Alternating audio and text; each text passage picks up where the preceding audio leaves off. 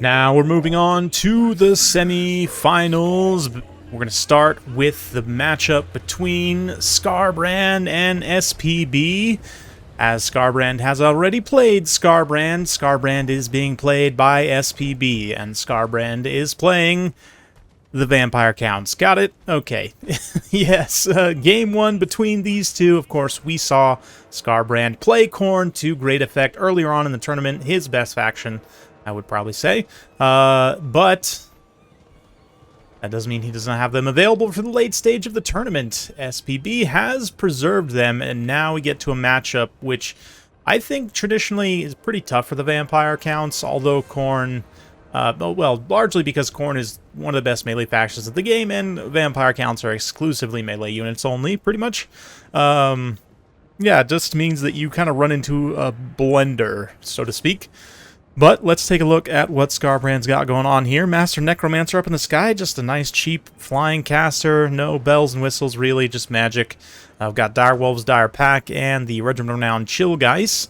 Some Graveguard with great weapons through the center, regular Graveguard out on the flanks, and some zombies with the Balefire Corpse Car and an Unholy Low. And the Balefire in particular, giving some fire resistance, will be nice. Single Vargulf.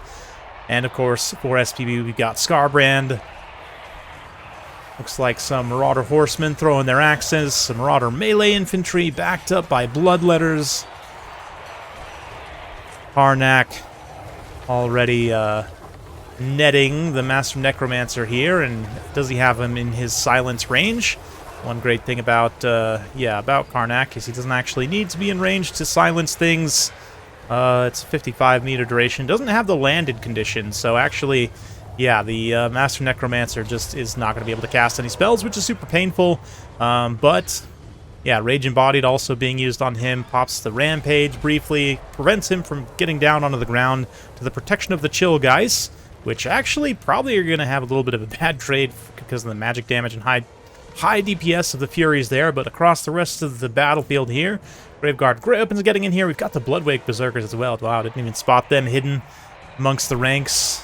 Yeah, brutal unit of Wrathmongers that's just very hard for the Vampire Counts to kill. Minotaurs of Khorne also going to be quite strong here. Varix Reavers will be somewhat vulnerable to them, although they don't have flaming damage. Varix Reavers, of course, with that traditional regeneration will take a little bit of extra damage from some Khorne sources, but not from Minotaurs. We're going to see a little switcheroo here as the Chillgeists are going to line up for a charge, but unfortunately don't actually get their charge off on the Minotaurs. Minotaurs instead countercharging them, but the Varix Reaver is going to sweep around, get a little rear charge here. Relatively low armor of the Minotaurs means they will get punished somewhat by this. Varix Reavers, Black Knights in general, don't have great anti-large. They don't have any anti-large, really, just relying on decent charge bonus, kind of a traditional shock cavalry.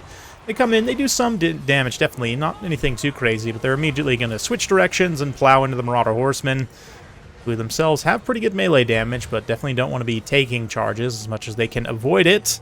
The Chillgeists right now, yeah, kind of just avoiding the Furies for the most part, which they're able to do because of their speed and slow effects. And the grind is somewhat going in the Vampire Count's favor. They've been able to grind through some Marauders. Ooh, we've got Exalted Bloodletters here. They're going to be pretty tough to kill. They're very cool how they're just surrounded here, just taking skulls from the skeletons. Graveguards here.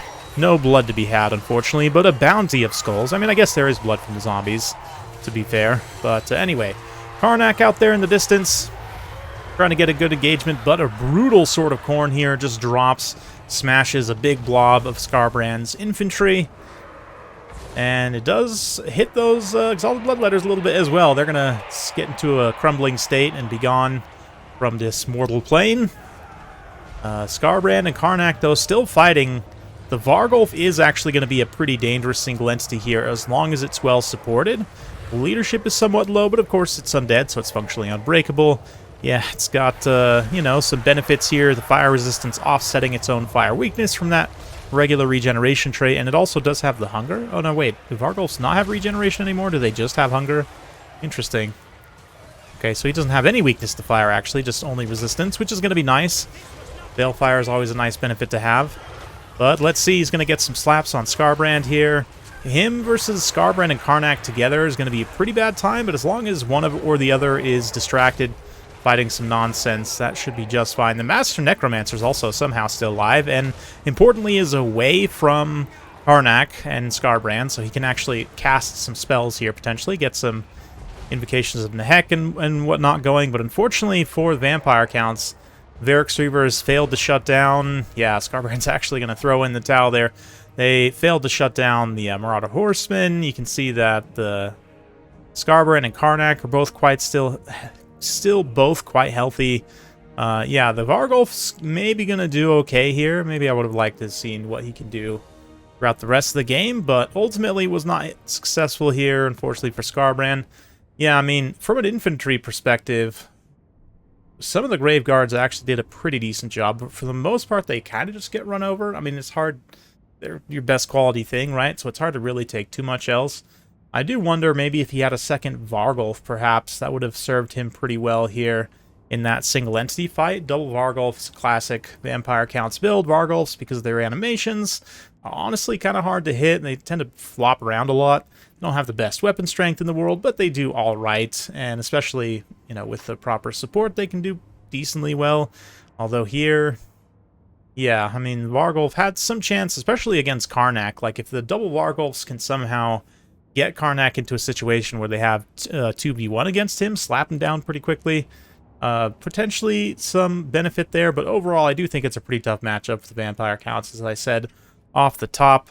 Scarbrand, very powerful tool here. Karnak also used to very good effect. The Bloodwake Berserker is literally, like, how do you even kill them as the Vampire Counts? Let me know in the comments down below your best guess, because I honestly have no idea. They're just such a scary unit. Maybe if you had, like, single entities on top of a lot of chaff infantry. Maybe. But even still, Marauder Horsemen of Khorne also did a pretty nice job in doing some DPS and some various things. Minotaurs technically didn't even lose a unit model, which is pretty painful. But, yeah, definitely a tough one. But I wanted to show it to you guys anyway, just because it is interesting nonetheless. Yeah, so if we think through here, Khorne, these Bloodwake Berserkers, they're relatively low in number, but that 35% spell resistance, 61 melee defense, and 70 armor with 10,000 HP on only 32 models presents a pretty significant problem for Vampire Counts. You really don't have a lot that can fight that, honestly. Yeah, I mean, the Vargulfs, like 310 weapon strength, 50 attack, of course, when they're fresh, but yeah, even still, like, don't have a great hit chance. Yeah,